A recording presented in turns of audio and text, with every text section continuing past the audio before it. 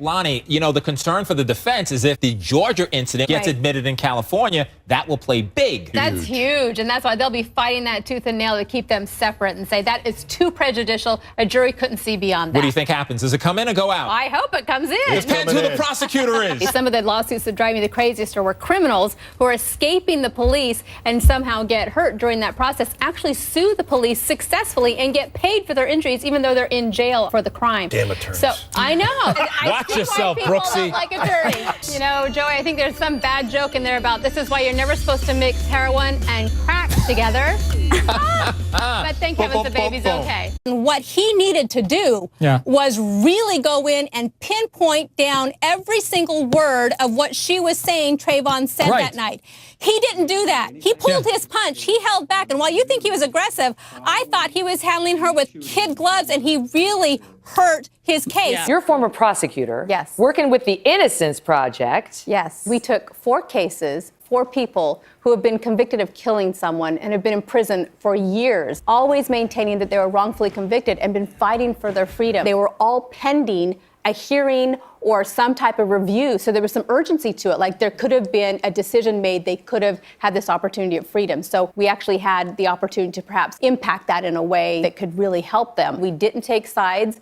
We looked at all of the evidence that had been presented, the case against them, the trial, everything they had done since their conviction. And then we went and hit the ground. We talked to people. We went to the crime scene. We redid investigations to see what we could uncover. The thing is, I love this photo. How could you deny him this photo? It's so fun and it is memorable. And look, a yearbook's supposed to be for the students. He's done this petition. If he shows enough support from the students saying let it in, they should let it in. I think it's nice when kids show individuality and say, look, I'm proud of who I am. I like some creativity. The lividity doesn't fit that. Like Mike said, the lividity is underneath the body, the back and the buttocks. You've got to be down with your face up for that. There's no way you're going to have lividity in the back and the buttocks in those positions. It's 90 degrees. She called 911. Do you think that was the right thing to do? I do, but I would have stayed with that child because you don't know how hot it's getting in that car. You don't know how quickly that child may go down. And I'll tell you, I am tired of any parent who says, oh, it's okay to leave the child in the car for a moment. I was just going to roll the window. Yeah, I think there should be just zero tolerance. Never leave a child in a car ever. And I think the law should reflect that. For all of you who are excited to see these grand plans come about, hold your breath a little bit longer.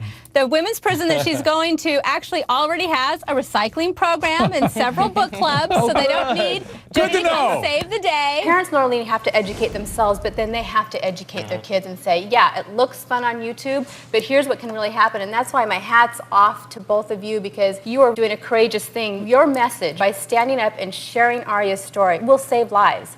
Because for kids to really believe it can happen to them, they have to say, that could have been me. What's the hope there if you're Roger Goodell, that somebody on the 5th floor had it and didn't bother to pass it along to anybody else who was a decision maker? You're not buying it? No, and I don't think that would help him anyways, because who's going to believe that somebody who had this explosive tape wouldn't pass it along to Roger Goodell as he was making this huge decision? Who's going to really believe that's objective anyways? One of these team owners has already come out and said he shouldn't lose his job. They did nothing wrong with not trying to get the video, so we have no objectivity. But Mike, already within the last hour, TMZ has tweeted out they think they've identified the person in the NFL organization who received the video. So who needs this big investigation? Just go to TMZ. This one tops it. And I have to tell you, I prosecuted that Nick Nolte case. That was my case in Malibu. This mugshot tops the Nick Nolte one. Aren't we then kind of blaming the victim and assuming? Exactly. At least he was honest about it. He was forthcoming. He said, look, I came up with a scenario in my head where Ray Rice could still be the good guy I wanted him to be, and essentially put all the blame on the victim, saying she was doing all those things, she was drunk, and then he just kind of pushed her away and she fell down and hit her head.